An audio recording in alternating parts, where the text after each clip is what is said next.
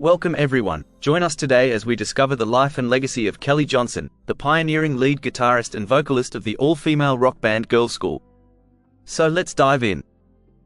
Kelly Johnson, born Bernadette Jean Johnson on the 20th of June 1958 in Edmonton, London, in England. She was zodiac sign Gemini.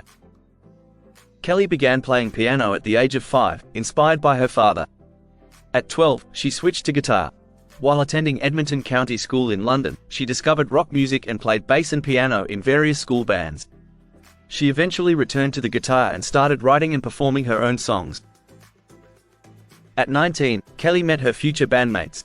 After meeting Kim McAuliffe and Enid Williams from the band Painted Lady in April 1978, who were reforming the band after two previous members left, Kelly was quickly welcomed into their newly formed group, which soon became known as Girlschool.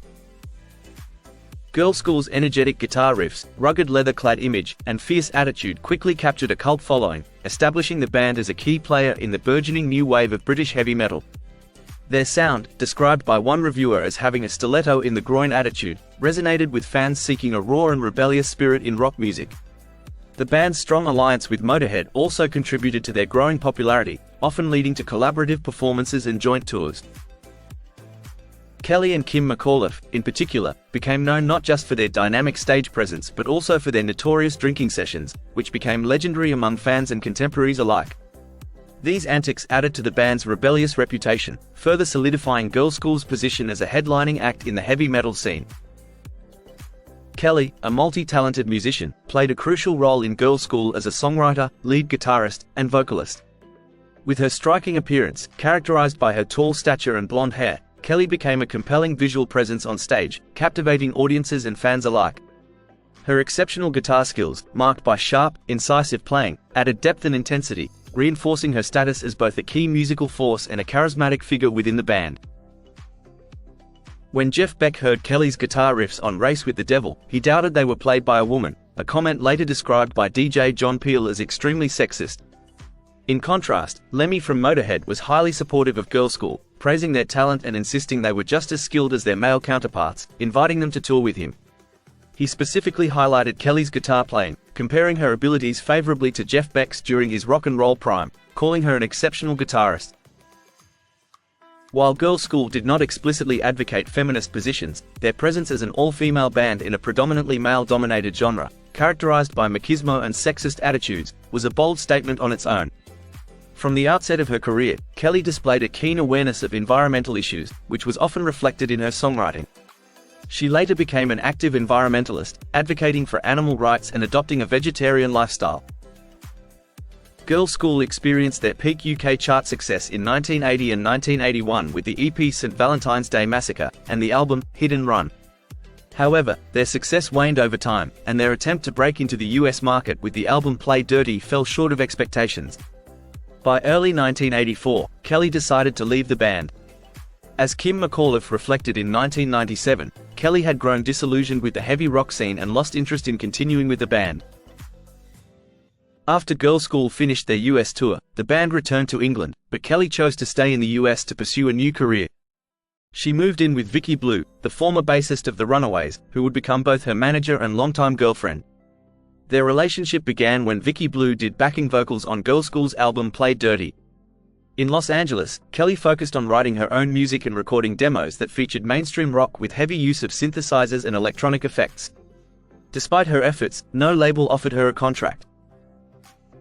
In 1987, Kelly joined the rock band World's Cutest Killers, which included Kathy Valentine, formerly of Painted Lady and the Go-Go's, on rhythm guitar and vocals. The band later rebranded as the Renegades, and played in the local club circuit but failed to secure a record deal. After 2 years with the band, Kelly decided to leave music and dedicate herself to learning sign language and working with the deaf community. With Kelly's departure, who had been a key visual and musical force in the band, the financially strained Bronze Records chose not to renew Girlschool's recording contract for a new album. By early 1984, Girlschool needed a new lead guitarist, singer, recording contract, and chart success. Despite these challenges, the band remained determined. They eventually found replacements in guitarist Chris Bonacci and singer-keyboardist Jackie Bottomede, both from the all-female hard rock band She. At that time, She was performing in London clubs, seeking a record deal and aiming to capture the attention of the British music press. In 1993, after nearly a decade in the US, Kelly returned to the UK to rejoin Girlschool as lead guitarist for a reunion tour. Having spent 9 years in LA playing with Kathy Valentine and working on her own music, Kelly took her place back in the band. The release of numerous Girlschool compilations from 1989 onwards had maintained the band's presence in the CD market and secured them regular gigs worldwide, often supporting other acts like Motorhead and Saxon. During this period, Girlschool also performed at rock festivals across Europe, either as a band or in other configurations. In 1995, Communique Records released Girlschool Live, featuring new tracks Knife and Little Green Men, and capturing the band's energetic live performances. Girlschool continued to tour throughout the 1990s, culminating with a performance at the Wacken Open Air Festival on August 6, 1999. Kelly remained with the band until she was diagnosed with cancer in 1999. Even after leaving, she stayed connected with Girlschool, occasionally performing, mentoring her replacement Jackie Chambers, and working on the band's biography. During her initial time with Girlschool, Kelly played a 1980 Gibson Les Paul Gold Top, modified with gold-plated machine heads and Damasio pickups, as well as an Ibanez Destroyer 2. She used Marshall 50 and 100 amplifiers without any pedals or effects. While in Los Angeles, she switched to a Tiger-striped Aria RS guitar, which she continued to use into the 1990s alongside a Gibson SG. Revolver magazine editor Christopher Scapalati aptly characterized Girlschool's music as a punk metal mix, tough yet poppy enough for radio. The band's original members drew from classic hard rock and heavy metal influences, evident in Kelly Johnson's clean, occasionally bluesy guitar solos. Artists like Led Zeppelin, Black Sabbath, David Bowie, T-Rex, and Suzi Quatro significantly impacted their musical style. Tragically, Kelly passed away on Sunday, July 15, 2007, at the age of 49, following a 6-year battle with spinal cancer. The extent of her illness was known only to her close friends and family. During her memorial, her friend and former bandmate Tracy Lamb delivered the eulogy. It doesn't shock or surprise me that there are so many of you here today for Kelly, because Kelly touched all of our hearts with her love, friendship, her amazing persona, and the way she inspired so many of us to take up or continue to play music.